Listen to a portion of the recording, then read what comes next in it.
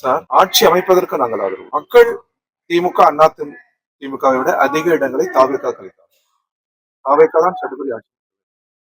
காலதாமதங்கள் ஏற்பட்டா மக்கள் அதிகாரத்தில் ஆளுநர் அமர்ந்து விடுவார். அதை தடுப்பதற்காக ஜனநாயக கடமையை நாங்கள் ஆற்றுகிறோம்.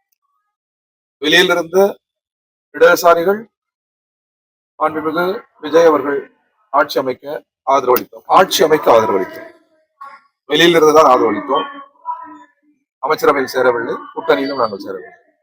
நல்லாட்சி தொடர்ந்தால் நாங்கள் ஆதரிப்போம், இல்லை என்றால் நாங்கள் எதிர்த்து போராடுவோம். முதல் கோரிக்கை, திருவாரூர் மாவட்டத்தை வறட்சி பாதித்த மாவட்டமாக அறிவிக்க வேண்டும். குறுவை சாகுபடி பருவச்சூழலால் நமக்கு நீர், காவிரி நீர் கிடைக்காத காரணத்தில் அது நடைபெறவில்லை. எனவே பாதித்திருக்கிற விவசாயிகளுக்கு ஏக்கருக்கு 15,000 வழங்க வேண்டும் என்று கோரிக்கை நாங்கள். இதே போன்று விவசாய தொழிலாளர்கள் வாழ்க்கை முறையில் மிகவும் ஏழ்மை நிலையில் இருக்கிற அவர்களுக்கு 10,000 வழங்க வேண்டும் என்ற கோரிக்கை நாங்கள்.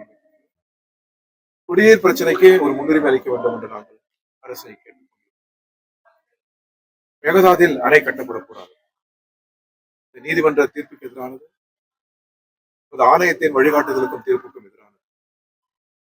காவிரி என்பது டெல்டாவின் வாழ்வியல் சம்பந்தப்பட்ட பிரச்சனை மட்டுமல்ல, அது இந்தியாவின் ஒற்றுமை ஒருமைப்பாடு சம்பந்தப்பட்ட பிரச்சனை.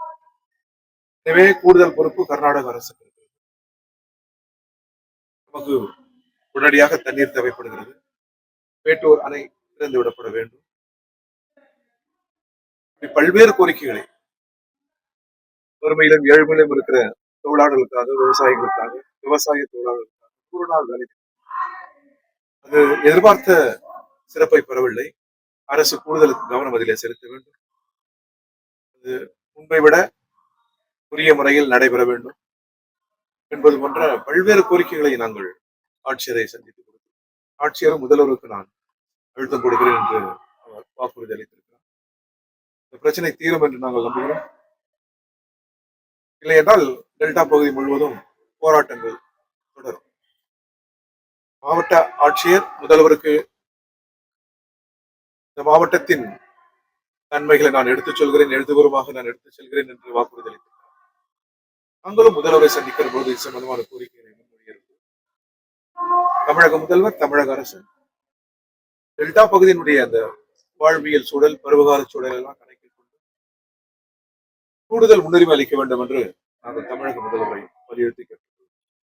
விவசாயிகள் பிரச்சனைகளை தமிழக அரசு செயல்பட விவசாய கடன்கள் அனைத்தும் ரத்து செய்யப்பட வேண்டும், பயிர்க்கடன்கள் அனைத்தும் ரத்து செய்யப்பட வேண்டும் என்று எங்கள் கட்சியின் உறுப்பினர்களும் இடதுசாரி உறுப்பினர்களும் சட்டமன்றத்தில் வலியுறுத்துகிறார்கள். நாங்களும் தீர்மானத்தின் மூலம் வலியுறுத்துகிறோம். விவசாயி சமூக அறிவியல், ஐன்ஸ்டைன் சொன்னது போல் சமூக அறிவியல். விவசாயிகள் தங்களுக்காக உற்பத்தி செய்வதில்லை, சமூகத்துக்காக உற்பத்தி செய்கிறார்கள். எனவே எல்லா வகையிலும் அவர்களுக்கு உதவி அளிக்க வேண்டியது அரசின் கடமை. எங்களை பொறுத்த வரைக்கும் கொடுத்த வாக்குறுதிகள் அனைத்தும் நிறைவேற்றப்பட வேண்டும். குறுகிய காலம் தான், ஏறத்தாழ ஒரு 100 நாட்கள் தான் ஆட்சிக்கு வந்திருக்கிறார்கள். எனவே பொறுத்திருந்து பார்ப்போம். ஒன்றிய அரசு உரிய நிதியை தமிழகத்துக்கு தர வேண்டும். முதல்வரும் கொடுத்த வாக்குறுதியை நிறைவேற்ற வேண்டும்.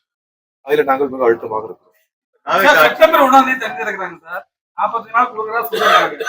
விவசாயிகளை கலந்து ஆலோசிக்காம தண்ணி திறக்கிறதாகவும் 40 நாள் மட்டும் முறவச்சு கொடுத்தா மட்டும் பத்தாது. குறுகிய கால பயிராக ஒரு 100 நாள் தேவைப்படும்.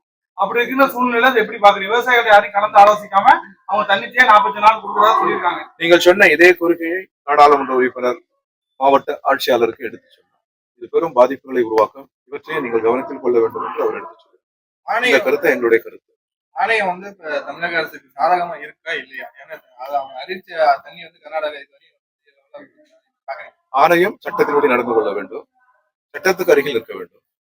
ஆணையமாகட்டும், நீதிமன்ற தீர்ப்பாகட்டும், பாதிக்கப்பட்ட மக்களுக்கு அருகில் இருப்பதுதான் பலகட்சி இயங்குமுறை, நாடாளுமன்ற ஜனநாயகத்தின் அடித்தளம். எங்கே யார் பாதிக்கிறார்களோ அவர்களுக்கு அருகில் தான் நீதிமன்றமும் இருக்க வேண்டும், சட்டமும் இருக்க வேண்டும், ஆணையமும் இருக்க வேண்டும். இல்லையா திறந்து விடணும்.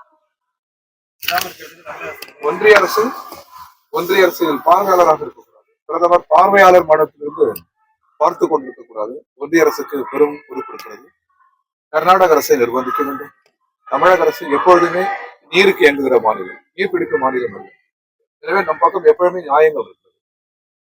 எனவே கூடுதல் பொறுப்பு கர்நாடக அரசுக்கு தான் உண்டு.